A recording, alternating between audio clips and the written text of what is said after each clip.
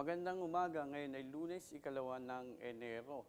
At para naman sa magiging lagay ng ating panahon, dahil patuloy pa rin ang epekto ng ating trap ng low pressure area dito sa silangang bahagi ng Mindanao, patuloy pa rin makakaranas ng mahina hanggang sa katamtamang mga pag-ulan at pulo-pulong pagkidlat pagkulog dito nga sa rehiyon ng Caraga at Davao.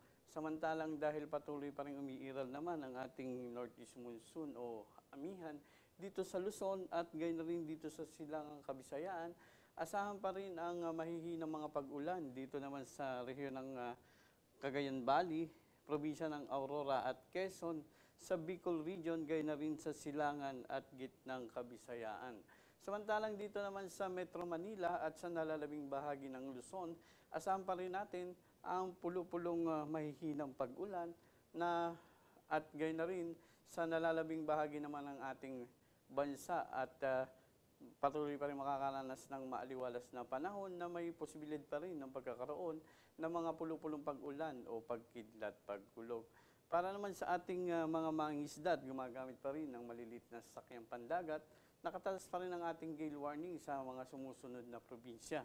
Dito yan sa Batanes, Calayan, Babuyan, Cagayan, Ilocos Norte, Ilocos Sur, La Union, Pangasinan, Batanes, Zambales, Isabela, Aurora, silangang baybayang dagat ng Camarines, silangang baybayang dagat ng Albay, Catanduanes, Eastern Sorsogon, Eastern Quezon, kasama na ang Pulilio, dito sa Eastern Samar, sa Eastern Leyte, Eastern Surigao at probinsya ng Dinagat Island. Ang ibig sabihin, malalaki pa rin ng alon sa nabanggit na mga baybayang dagat, kaya't pinapayuhan natin ang ating mga mangingisda na huwag pumalaot sa nasabing mga lugar. At silipin naman natin ang mga agwat ng temperatura sa mga pangunahing lungsod ng ating bansa. Dito naman sa Metro Manila, inaasahan natin na sa pagitan ng 24 hanggang 31 antas ng Celsius.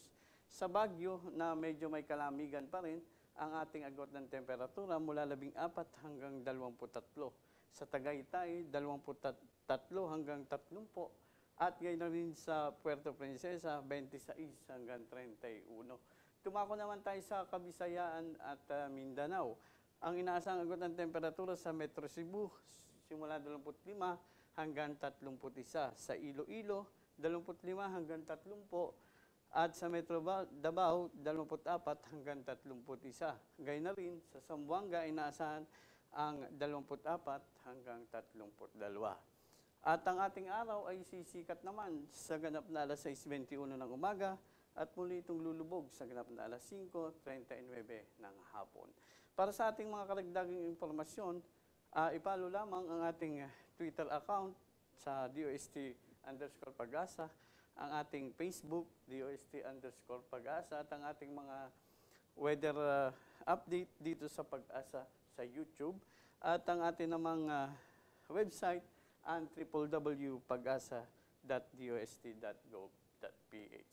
At ang inyong naging lingkod, Meno Mendoza, para sa araw na to.